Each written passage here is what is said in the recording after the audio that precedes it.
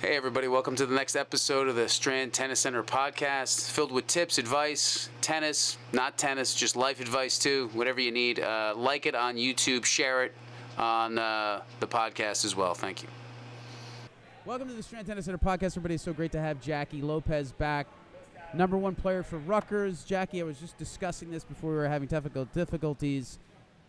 We were writing your name in the last podcast we did, and my wife was like, my daughter's name is Jackie, and she's like, you guys are totally getting this wrong. You're not spelling it right. Jackie, right? Jackie, yeah. Quue is Jackeline. You could spell it that way, too. But I thought that was an interesting thing that we were actually correct with our spelling. Usually we mess everything up, right, Santi? Yes, we do. So,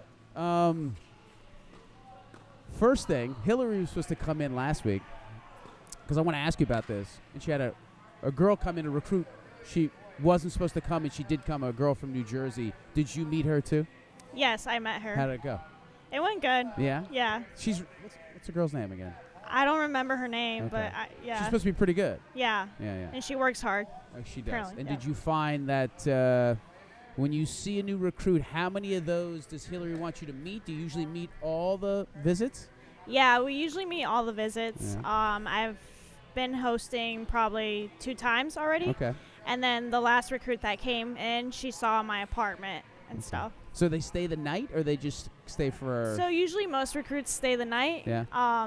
This last recruit she just went in and So your apartment, did you clean it? Did you clean it like? Oh, my apartment's always clean. Always clean. And Hillary knows that too. Oh, that's why she goes, this is the way life is going to be. It's going to be perfect here. Everything going to be clean, neat, organized.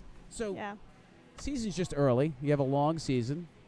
You guys are 4-2 right now. I think, what are you, 2-3 singles wise for yourself? 3-3. 3-3. Yes. Initial thoughts right off the bat for this season, right now. Early start. Yeah, I think we're doing really good so far. I think our team is very close, so that helps a lot. And it helps that we're all eager, motivated to work hard. And we're always there before practice, like serving. I'm doing spinning before practice, so it's a good environment to have. You take spinning class, you said? Yes. At the Rutgers gym? Or No, so we have a spin bike at the courts, so awesome. I just do some a spin workout before practice. Times have changed. Santi, I told you, we didn't even have a foam roller in college. We had nothing. Now they have spin bikes. It's awesome. So we were talking to Taylor Fogelman, LSU coach, and we were also talking to a girl that goes to SMU, Caroline McGimley, who's from New Jersey, and asking the process. Do you, in regards to the schedule, are there a lot of one-on-ones available for you guys as well? Does Hillary run it that way? Taylor does it that way. At LSU, he'll give individual lessons, like privates in the beginning or in the morning, and then you'll have a group team practice. Is that how it's run, or how do you guys do it? Yeah, so if we want an individual, we just have to ask Hillary or Haley a week in advance. So she'll give us an individual before practice, usually 30 minutes before practice. But for me, I personally just texted her to have an individual every Tuesday before practice, and that's how it's been going. So you just have it on the schedule. You get an individual every Tuesday. Correct. Okay. Now, did you always do that, or did you find yourself going, I don't need it this week, or I do need it that week, or do you find yourself, listen, I just want an individual every week? Have you always done that being at Rutgers? Yes, I've always done that. Okay. I know, you're a little crazy. You talk about your double sessions in the summer like you were saying, but go ahead. No, last semester too, I would have an individual every Tuesday, but in the afternoons, since I didn't have class in the afternoon, so I would be like, okay, let me get an individual in the afternoon after practice. I have to ask this question now. Do the coaches have to tell you to slow down sometimes and say, listen, take a day off? Because you seem to be very, very focused, which is great. Yeah. Or maybe they don't want you to burn out. You work so hard. I mean, sometimes Hillary will say, okay, make sure you're like resting, and make sure you're still resting and stuff. But yeah. So how do you deal with travel and play? Because I remember we were always doing homework on the road and things like that. How's the travel schedule, and how do you deal with compartmentalizing work and study and all that stuff? I mean, travel schedule is really busy for sure for everyone, especially with exams and stuff. But yeah, we usually all do homework in the van, or if we have an evening match, then we'll do like homework in the morning. We try not to burn out a lot with it, and Hillary always tells us, make sure you're not burning out and only doing an hour. So, but yeah, it's tough, but it's always just finding that timing to do it. So you were telling me before the interview you were doing double sessions in the summer to get ready. How many hours a day were you playing in the summer? I mean, I was training an hour and a half in the morning, usually like 8 to 9:30, and then I would have fitness 10 to 11, and then I would have practice again 2 to 3:30. So it would be like 3 hours of tennis and an hour of fitness with coaching in between that. And you said you were working too. Correct. I love when people go, I cannot do this or I have to sacrifice that. I said, why is it or? Just and. You can do them both. You can do anything. It's amazing how Yeah. much time you really have and how much time we waste. And you can still sleep 7 or 8 hours. I mean, personally, I try to keep busy. I get to sleep at 11. I get up at 7, and that's plenty. And then you can... The problem is people don't do anything when they're awake. It's not the question of not sleeping. Like, oh, I should work, 18, 19 hours a day. I only have to sleep 6. But you don't need to do that. You just need to be productive during You're the right. day. And I personally always like to keep myself busy too. So Yeah, I find myself losing my mind if I'm not busy. I don't Yeah. know. I just have to keep it, or I'll drive people nuts. I'll drive something nuts. I'll drive everybody nuts. I have to keep busy. Your brain has got to keep active and motivated. But I wrote down some actual questions, like some real ones for you. okay, Let's see if ready for these it. will be. It's like an interview question. All right.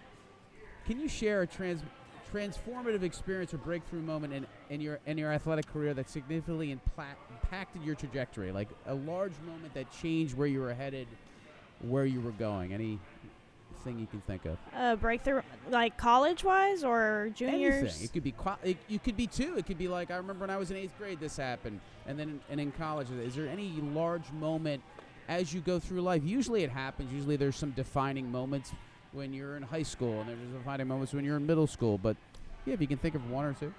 Yeah, I mean, I think, juniors, Southerns was a really big tournament, right? So Southerns was good. I placed in 3rd, so that was really good for me, and I also got the sportsmanship award. How old were you when that happened? I was probably 14, I believe. Okay, now Yeah. it was transformative because you did really well, and you said, maybe I can be good at this. Is that what happened? You know? Yeah, I mean, I felt like from that moment, I felt like good about myself, confident about what I could do and my capabilities as well. And then also in Super Nationals, I played pretty good, and I think that helped me as well. And then in college, last semester, I actually played All-Americans pre-quali. So that gave me confidence too, I believe, because I qualified for it, and I was like, okay, you know what, I can do this. So that was a fun tournament to be in. Confidence is tough. Go ahead. You were going to say something else? Oh, no. Okay. Confidence is very dicey in tennis. Like we said, I mean, you could win 5 matches in a row, feel like you can never lose, and then you lose a match, you feel like you can never win. It's really on a fine line. I remember when Djokovic was in slams and wasn't winning slams for a while, and he thought, I could never win one of these matches again. Now you think like he can never lose, and recently he just lost. But Yeah. it's so, like, before that moment in Southerns, were you really unsure when you were 14, or did you even have that kind of idea of saying, how hard were you on yourself before that? Did you think, like, I don't know how good I can be, or were you really, really, how many times did you say, I'm going to quit, do you remember, when you were 14, 15, even before that? Yeah. Usually we quit every other day, but. I mean, yes, thoughts like that came through my mind, especially when, like, I would play a bad match or have a bad tournament and be like, ugh, you suck. Why are you even playing the sport? But that was around, like, when I was, like, probably, like, I don't know, 15. But I never really thought of quitting the sport because I love it a lot. It was more so confidence-wise, like, my confidence would go down, like, downhill, just because I want to do great in every tournament and match. So But yeah, that's what happened to me. How do you prioritize recovery, self-care, mindset with training? Recovery. So I like to go. I do ice baths. Like usually every Thursday after lift. I do ice bath and then I do the hot tub. And that helps me a lot when I have like a match on Friday or I play Saturday. That helps me. And then usually we have massages like every other Sunday. A 30-minute massage, which helps a lot too. And then I like to go see the trainer as well after lift or after practice when I have like, it doesn't even have to be an injury. It's just like, oh, I feel my back tight. Can you please check this? Or my calf. And the trainer's super nice, and she's always there for us. The ice bath has become, I remember in college we would do the ice bath. It's become huge in vogue, right? Because I'll do one every morning too. But it used to be for athletes, after you play tennis, you go into the ice bath for inflammation and all that. Now people do it every morning, and they do it for dopamine and all those things. And it's a super thing that has got so many more positive effects than just the anti-inflammatory nature of it. I mean, I've told something I've gotten addicted to it. I used to do it in college. Now I do it psychotically every morning sometimes because I have one outside, and then you just crack the ice like an insane person. Yeah. You go in there, and that's just for people that are a little crazy, right, Santi? A little insane. But I would even tell you to do it more than once. Like do it more than once a week. Say probably do it 2 or 3 times. It's also going to help you with not just inflammation after you work out, just with any kind of nagging injuries. A lot of those sorenesses go away if you just constantly do it and it's in your system. But how cold is the water usually? Do you know? Very cold, freezing. Yeah. I remember never doing ice baths years ago, and somebody was going into an ice bath. They're like, "It's 58 degrees. It's so cold." I'm like, "Oh my God, it's freezing." Now you acclimatize to it, and you're like, "Oh, it's only 45. Boy, this is not good enough." You become psycho about it. So cold. Like I just put my legs in. Like sometimes I put my shoulders and my back, but sometimes just my legs. And sometimes I see the wrestlers out there, and they put like their whole like face in, like all the way in. I'm like, I don't know how they do that. There was an interview, Dr. Andrew Huberman, who's on his podcast, guy's incredible. He said some of the toughest guys, like even the SEALs and all these special forces, you get them into an ice bath and they freak. They don't like the ice bath. I mean, it is. It's a little. How long do you go in for? Do you know? You can. Usually 10 minutes. That's good. I mean, I know. 10 minutes. I know That's tough. It's tough, yeah. I mean, but I go in for 2 to 4 minutes, and that's enough. Yeah. And there's a weird sort of thing, like people just stand still in the ice bath, right? But actually, it's colder if you move your arms and your legs. It creates a convection, right? Yeah. So people stand still, and actually that creates like a membrane. It keeps you warm. If you keep moving in the ice bath, you'll be even more frozen. Yeah, no. I mean, yeah. These are just podcasts on how to be psychotic and be crazy and do things that you don't feel. And what was the other thing? Like when you do things that make you uncomfortable. So if you have to do something that make you uncomfortable, it actually helps your brain and helps you with longevity. So you do things that you actually do not want to do, and it actually will improve your brain function, Santi. Santi. All right, let's go through a few other questions because I'm curious. I wanted to write these down. Skill acquisition. Learning strategies and techniques. What is effective for you? Where have you... Has it just been personal coaches, or do you go outside that? You told me you've listened to YouTube and a lot of things. Where do you get a lot of your information?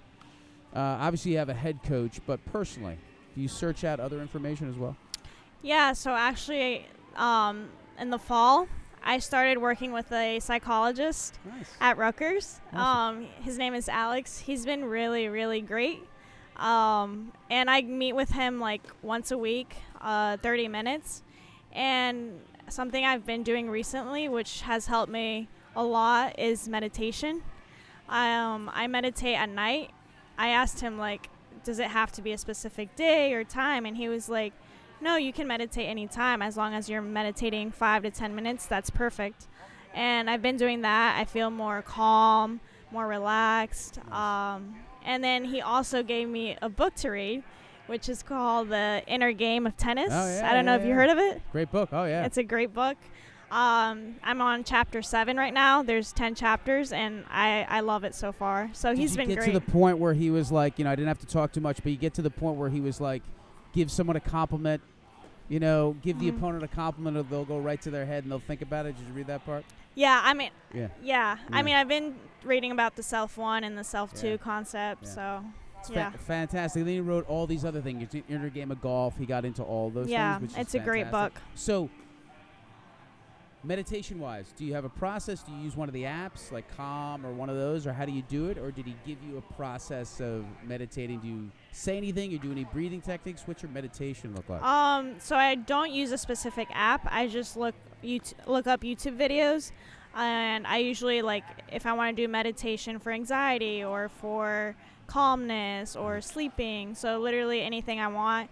And I even do it with him sometimes when I meet with him in person, and we work on breathing as well. So I think it's great when it comes to playing a match. Did you find yourself going, okay, maybe, I don't know how this started. Would you find yourself nervous in matches, or just natural life tendencies of being stressed and saying, listen, I need something to handle that? What made you reach out and find somebody? Yeah, it was more so like you said, feeling nervous in the matches, because life skill wise, I feel like I'm fine. But it was more so the matches, because I get really tight with myself. Like, I put so much pressure, and I was like, okay, I need to find a way to not put so much pressure on myself. And I reached out to him, and it worked out. Yeah, the breathing techniques are huge. You do, I don't know what he's told you. You do a box breathing technique. You do a 4 in, 4 out hold. You do a 4-7-8 breathing technique. There's so many great belly breathing too to help you relax. There's so many things that are not drug related that can help you. Between eating, exercise, and breathing, it can really help you out a lot. And that's awesome that you're reaching into that. There's so many great. There's a great book called Radical Acceptance. Is a great book by Henry Schultman called One Blade of Grass, which is fantastic. He's a yogi. It's unbelievable to read these things and realize what you can do mentally and how you can control a lot of those emotions.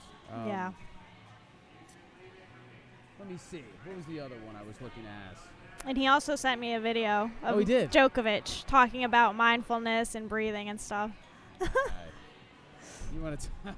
He's insane. I mean, those guys, they call it cloning. You want to be somebody, just clone that person as much as you can. You just try to take on, as many of the habits that they do. There's no mysteries to some of these successes.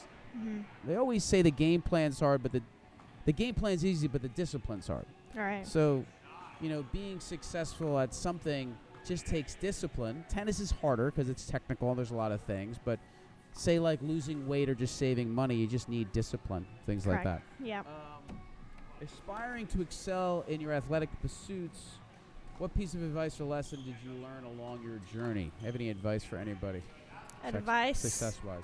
Yeah, I think being very disciplined, being consistent, having routines, daily routines, and sticking to those routines. But I think for me, it's been always hard work. I've seen results with hard work, dedication as well, and making sure you love what you do. I think that's very important as well.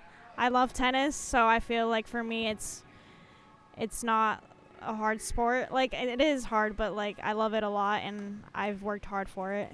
So did it just happen? Like, did you say to yourself, "Listen, I know you said you want to go to college. I want to be a number one player," or did it just happen? Did you go to Rutgers and just all of a sudden beat everybody and become number one? Was that your goal, or did it just kind of like, was it that specific for you? Not specific. Like, I did want to play high in the lineup for sure, and I feel like being at Rutgers, I could play high in the lineup and play against these good players in the Big Ten. And in these matches, play against really good players. So for me, it's having that confidence to play in the top. We were talking about the new facility. They got a beautiful new facility on Livingston campus, outdoor facility. Now the gym, I used to go to the gym at the rack. When we used to train, there was a little gym under the rack. You probably know it well. I used to work out with the football players and the baseball players before the football program. This is forever ago. This is 30 years ago. Do you guys, ladies, still work out in the same gym there? Where's your training facility now? So we train in the APC. Okay. Which is on Livy as well. Oh, it's on Livingston campus. Okay. Yeah, it's next to Jersey Mike's Arena. Okay. Do you is that your own facility now, or is that where all the athletes work out, or is it? So common? we share that facility with gymnastics and wrestling. Okay. Yeah, because that's where they train and that's where they lift as well. Okay. Now, is your druther? Would you like the facility where the outdoor courts are to have the training facility right there? Would it be more convenient, or is it not that far off? Not that big a deal. I don't think it's that big of a deal because Okay. it's walking distance. Okay. But yeah, no, I think it's APC is great. Do you guys? We used to run around the whole campus, jog like that was Yeah. Bush campus. We used to run around the whole stadium, up Bush, all the way around. Does Hillary make you guys jog around like the rack around the? Everyone jog? Not really. I mean, we only did it twice in the fall, so she didn't make us really It's run a too lot. nice. But she knows I love to run, and my teammates know I like to run, so I'll just go on runs. They used to kill us. We used to have to do the mile thing and run. I don't know. Because it gets hilly. Because if you go down Bush, Yeah. people don't know the I know campus. what You go pathway down, you're right? talking. You're at the Yeah. bottom there, and you got to go up. And Yeah. It is what it is. Yeah. They didn't have cameras back then. No one knew if you were getting abused at all. Now they can. Everybody's got a phone. Everybody can be troubled. So season coming up. You're at Ithaca, right? This weekend. Yes. So Big Ten, in conference starts a couple weeks after that, right? Yes, March 14th, I believe. So what was Hillary's goal? Did she set a specific goal and say, listen, this is how many wins we want in the Big Ten this year. This is where we're looking to do. Or she's just like, work as hard as you can, do the best you can. And besides what she says, what's your goal for the Big Ten? What do you want out of it? Yeah, I mean, she always makes us we have a team meeting at the end of the fall semester, and we have team goals. And one of the goals is winning the doubles point, because that's very important. So winning the doubles point in the Big Ten matches, also having a winning record this semester, like more of a winning record. And what else? And do you want to win 2 rounds in the tournament this year because of the Big Ten? Because you beat Michigan State the first round, right? Yeah, that's the goal. Doing better every year for sure. So, but yeah, mainly winning that doubles point is very crucial. Yeah, we talked about this before. The format's kind of exciting. I mean, do you like that format, the short set? I mean, with doubles being it quick. Yeah, I like it. I think it's good. I guess it was really your only experience because freshman year they had it for you too, right? It was all the same. Because Yeah. I remember this changed. Oh my God, I don't know how many years ago, but it was a big change for a lot of people because they're so used to playing a full match and a full 2 out of 3. But watching it is a little bit more exciting. It's quicker, and it makes you get off to a faster start. You have to really, really get off to a fast start, or else it's over. How's your partner this year? She's good. Yeah? She's good. We haven't actually played a lot together this year. She's been playing more with Naomi. She's a freshman. So, but overall, they're doing really good together. Speaking of the freshmen, speaking of the new teammates, have they blended in perfectly? How's that gone with them? Getting along with them? How's the culture with that? Yeah. So Naomi is a freshman, and then we have Yana. She's a grad student from California, and it's good. I think they both bring in different energy, good energy. Yana's tennis is very, very interesting because she'll slice the ball, she'll hit drop shots, then she'll just hit the ball so flat and hard. But But yeah, they bring in a good culture for the team. Well, that can create a lot of off-balance play. It's hard for people to deal with. Different spins of and course. speeds, right? Of course. It's quite annoying. Yes. Yes. So, you being number one, how does the challenge system work? Is it basically Hillary going, okay, if things are going well, I don't make any changes? Or is there kind of a situation where I think there's a fine balance, right? Everybody wants to feel comfortable where they are, but they also need to know that they have to perform. How does it usually go? If someone, not even yourself, if someone's playing 3 and they've lost 3 or 4 matches in a row, is there a change or is there a challenge, or does Hillary just make a move in the lineup? So Hillary would make a move. I feel like personally for the player to have confidence in their game, especially if they're losing 3 or 4 matches, Hillary will make a move, maybe like move her down 1 spot, but just to have that confidence again. And not only for the player, but for the team as well, right? So if a player's playing at number 2, right, and they've been losing a few matches, then she'll drop her to 3. And that's mainly so maybe because it matches more with the game style of the opponent, right? Because 1 and 2 usually they're like flat, hard hitters, and it's quick. Whereas number 3, it's like okay, more of a consistent game, more of a grinding game. So Hillary just tries to find out what game style matches the best with each opponent and how their confidence is, and for the team as well. Where do you find, because there's always kids here that want to play in college and things like that, where's the biggest delineation? Like you said 1, 2, and 3. Harder hitters 1 and 2. Where's the biggest line where you go, okay, the top 2 players are really different than all the rest, and then 5 and 6 is a different level. Like where do you find that line where you're like, okay, here to here? Probably after 3, maybe. After 3, the yeah, top 3? Top 3, I would say. Because, so 4, 5, and 6, you have the ability, and I'm just thinking about students who are training and playing. So 4, 5, and 6, I mean, you still need to be a very good player. Of course. But you don't have to be, I guess, like what's your UTR now? I honestly have not checked. You see, that's great. You see, we talk about so I don't know my UTR. Who cares, right? I mean, the problem is this. Well, we'll go on to the UTR thing. Yeah. People in our training facility are so worried about their UTR that they're so afraid to play somebody that's got a half a point lower UTR because it's going to affect them. When really, we've discussed this 1,000 times, the UTR should be blind. You should only know your own UTR. And just increasing it. And who cares about anybody else's UTR? Because we used to just play everybody as kids. You just played anybody. They were there, you played them. You didn't even know their USTA star ranking or whatever. It was so hard to get rankings as a kid. So usually on average, I guess, because you don't know your UTR, well, guess, I would say we didn't even look it up. Yeah.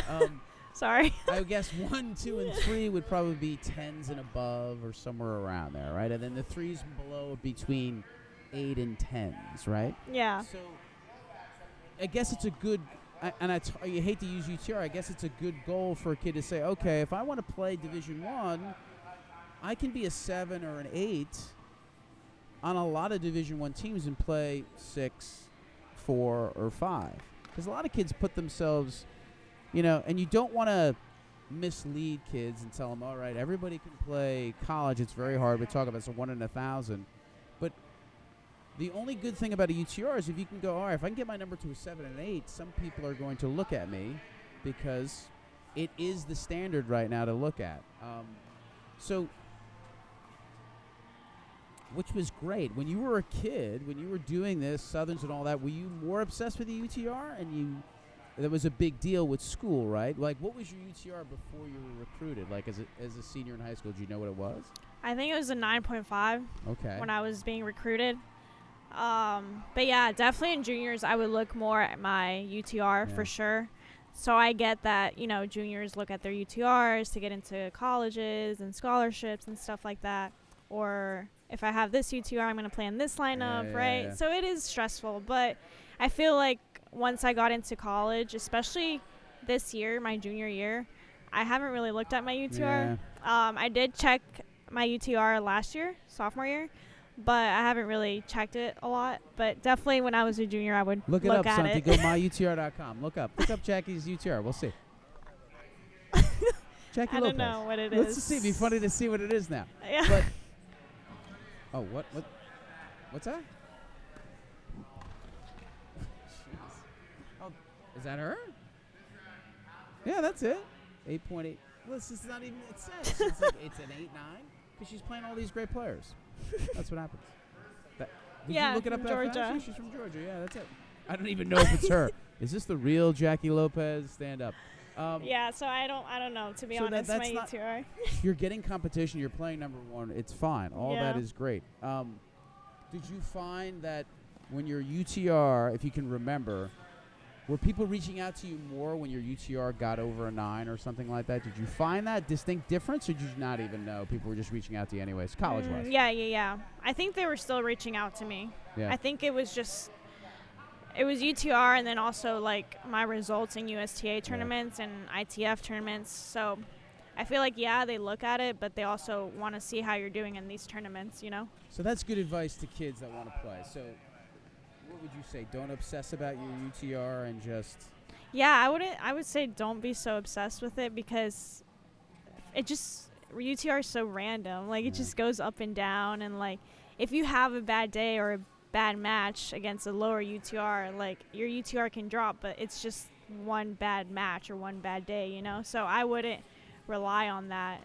And UTR, if we want to be straight, is a business, right? Their job is to make money. It's a private business. So if you don't play a match for 6 months, they're going to drop your UTR because they want you to play. That's not true, just too. because you're not any good anymore. Yeah. It's money. So the more matches you play, the more money they get, and the more results you'll get, and they'll feed you. It's like a dopamine hit, right? So you have to play, or they're just going to lower it. So don't worry. It's not affecting your level. If you can reach out to a coach, if they know your performance, if you are playing well, don't worry about, like, even and people play UTRs and they're like, oh, I only won 4 and 4. My UTR is going to drop. Yeah. The coach is not going to care. You won the match. It's stress I wouldn't say for no reason, but it's just stress that's not going to help you with your tennis because the results also, like your USTA national ranking also helps too and stuff. Which is great to hear because you're just focused on your match right now. You're not focused on all these arbitrary stats. Yeah. You got a team. I think the team thing is great because we've been having this problem recently. A lot of these good high school players, a lot of other competing clubs are saying, don't play in high school. It's a waste of time because your UTR won't go up, blah, blah, blah, and all this stuff. And all these kids aren't playing high school. And to be quite honest with you, a lot of these kids, this is going to be their only team experience they have. They'll be lucky to play Division III, Division II, and that's just the reality of it. So they're not playing on these teams because all these coaches are like, you got to get your UTR up, you got to get your UTR up, you can't do this, you can't play in high school, blah, blah. And they're really losing and ruining the own experience because I'm sure you're loving playing on team, right? Yeah, I love it, yeah. Huh? Wouldn't you,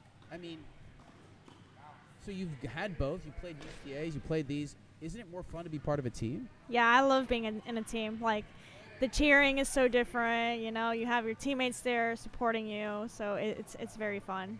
To be quite honest with you, you're 1% of people, though, in regards to being able to play on a high-level college team. So most of these kids, their only experience is going to be playing on a high school team. It's fun. You're on the bus. You're doing these things.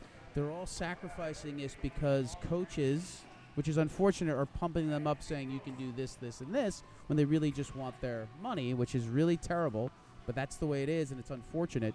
And I would tell most kids, even kids that are a 10 UTR, play on your high school team as well, because it's still, even if you're a 10 UTR, the odds of being a professional are even slimmer than none. So you might as well have 8 years of playing on a team than just stuck with 4 or 3 years. Yeah. So I think it's a great thing that you're saying. Who cares about the UTR? It's more important, team, all that. And I know people are going to say, well, Jackie's already playing in college, or she's got this team thing because she works so hard. But look, we've had players that were homeschooled, traveled around, and in the last year played on their high school team because they wanted to do that, and they still went to Wake Forest and did all that stuff. So you can still do both. Yeah. You can still play on your high school team and be she was a national champion, this one person we were talking about, the NCAAs. So Yeah, I know. Some girls, when I was like growing up in juniors, like they would do both. They would do high school, like playing for their high school, playing USTA tournaments. So it's a good mix for sure, I think. I think they should do this. Yeah. This is my personal opinion. They got them all hopped up on not playing on high school. I think the UTR, if they really cared, should weight the high school matches heavier, so you get an extra quarter point if you play high school matches in your win. Yeah. So if you won a match 1-1, say your UTR goes up a half a point. Let's say it goes up 75% if you played in a high school match. That way, all those great players will play. Yeah. In Florida, they all play in high school. Mm-hmm. It's amazing. It's just they're playing. Up here, we've gotten like, I don't know. Yeah, I think it's a good experience to have before going into college with a team. But Jackie, yeah. it's always great to see you. Hopefully you'll come this summer, give us a little visit like we were talking about, and play for a week with the. We're doing for our high performance program college visits. Great players like Jackie will hopefully come and play for a week, and you'll get that experience of that high level play. Don't worry about the UTR, just the high level play. Yes. It's awesome to see you. Good luck this weekend. I will try to be there. I know you're in Ithaca, but March 1st and 2nd, you're at home, so I'm going to be over Correct. there. Watch Yeah. those matches. Purdue, Army and Purdue. Thank you. Thank you so awesome much. to see you, Jack. Thank you. Thank you, guys. Have a good day. Hey, everybody. Hope you like the podcast. Please share it with your friends. Anybody that you know, anybody that's into tennis, anybody that's into bettering themselves, share it.